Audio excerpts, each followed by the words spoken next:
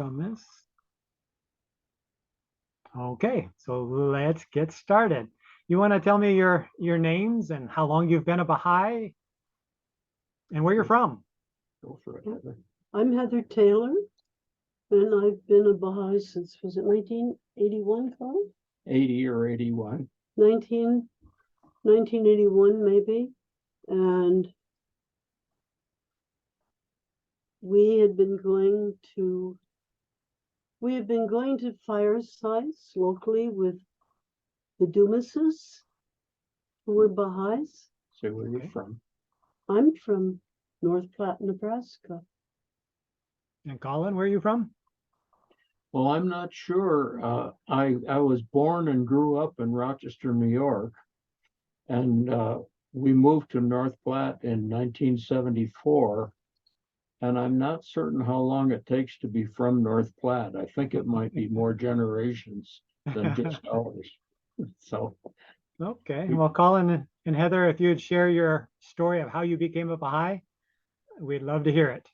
Well, I had been going to firesides and meeting the local Baha'is, and I really liked them. I would come home.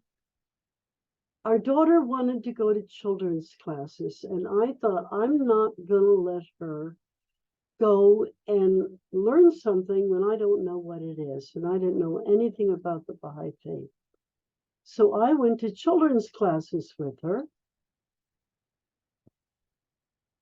and was very interested. I got very interested in the Baha'i Faith, and I really liked the Baha'is.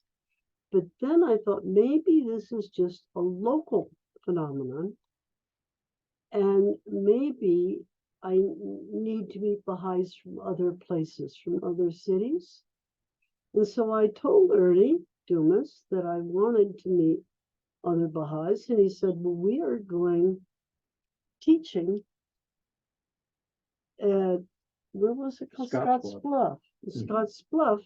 And why don't you ride along with us? So there will be lots of Baha'is there, and they'll be teaching the faith, and you can just participate as much or as little as you like.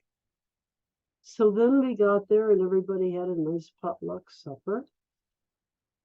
And then people started splitting off by twos to go teaching, house to house teaching. And I'm not big on that. I'm a shy, introverted person. And finally, there were only two people left in the room. I hadn't known anybody. Colin went off with some woman, a lady Baha'i. And no, I stayed there to cook, to help make sandwiches. There was a Persian Baha'i there named Sarus. I don't remember his last name. Hadarian. Sarus Hadarian. They're from Oklahoma. A very pleasant young man. And he said, well, I guess it's you and me. Let's go teach. And so I followed him out the door, and we would knock on doors and go in, and I would start talking and teaching the faith. And people in general were pretty receptive. And at this point, Heather, you weren't a Baha'i, but you were teaching the faith? As we were walking along, after we'd been doing this for quite a while, Cyrus looked at me, as we were walking down the sidewalk, and he said, how long have you been a Baha'i? And I said, oh, I'm not a Baha'i. And he stopped in his tracks and he said, but you've been teaching the faith. And I said, well, I know it's true. And he said, well, how come you haven't declared as a Baha'i? And I said, well, I'm not much of a joiner. And he stood there and he really kind of lectured me, and he told me about my responsibility to the faith. It isn't just all fun and games, but that if I believed it, and if I'm going to be a Baha'i, that then I needed to sign the card and, assume the responsibility. Okay. So then when we got back to the house, where we had been going, then he told everybody that I was ready to declare as a Baha'i. And they all stood up and laughed and cheered. And it was wonderful. Awesome. It was one of the best days of my life. Oh, wonderful. I was not a Baha'i yet at that point, and did not declare the same time that Heather did. I'll go back a little farther than Heather did to tell you how we first heard about the faith and how we came to be interested in what the faith was about. Okay. I was teaching at Mid Plains Community College here in North Platte, and had been for some years. And there were a number of Baha'is in my classes, the students who were coming through college and taking my communication classes. And they were, Doug McAdams was one, Ernie Dumas was another. We met Ernie outside the classes. Kern Wisman. Kern and Barb Wisman were both students in my classes. Barb was a student, and I knew Kern through her. I was doing theater at the college, and there were a number of people involved in theatrical productions there at the college. I remember we did we just did a number of plays, and so I knew them fairly well. And I found out kind of incidentally that they were Baha'is. And I was interested in that, but not very. My background is I had been very active as a youth in our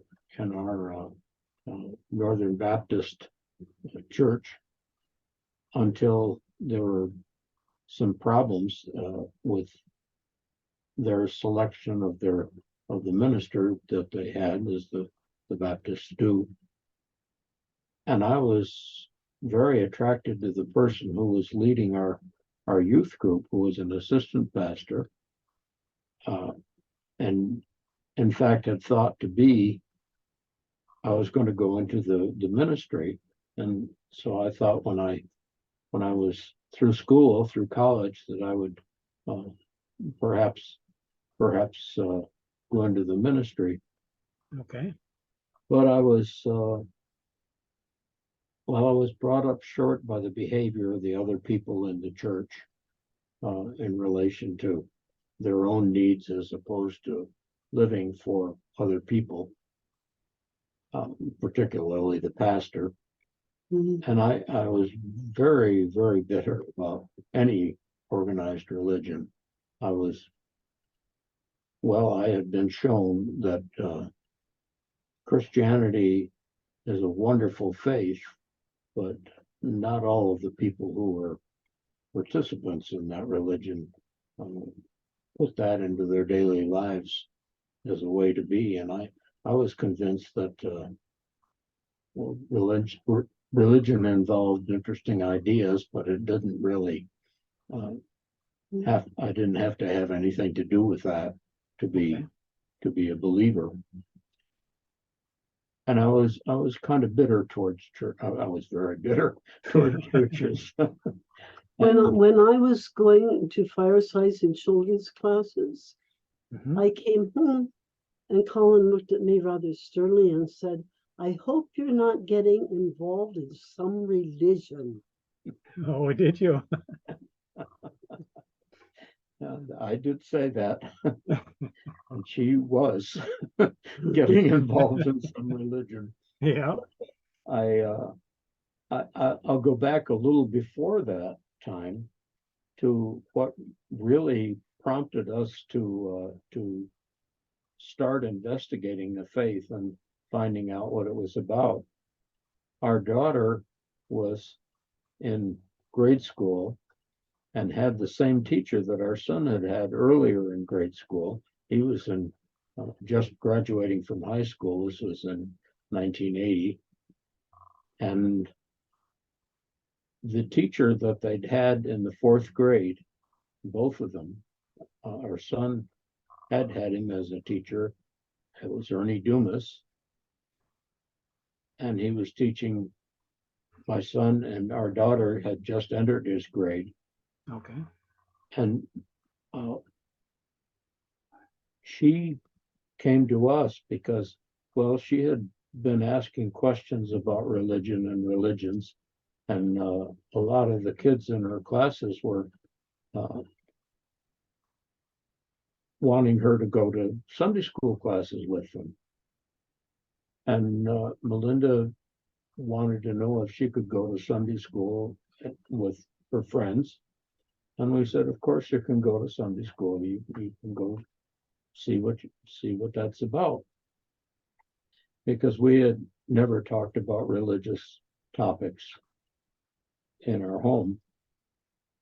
That just wasn't part of the conversation. And she went to several Sunday schools. It turned out she only went to Sunday school once in each school with different friends to different Sunday schools. They kick her out and tell her not to come again because she asked questions. Oh my. And then she was unwelcome to come back because when Melinda started asking questions, the other kids also started asking questions. So they were all asking questions.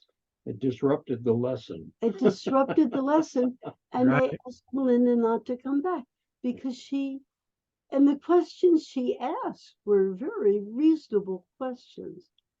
But Okay. I remember when I was a kid and I was going to religious instruction and I asked questions, I was just told, you just believe it because the minister says to believe it. And I said, well, how did he find out? And they said, well, he reads books. And I said, can I read those books? No. You couldn't read them. Okay. No, you are, I'm not talking to you, sweetie. You're all right.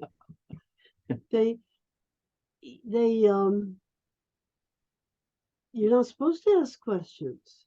You take it on faith. They say, you just believe it on faith. Well, when Linda told me that she asked so many questions, they told her not to come back. I could have cheered. You're a proud mother.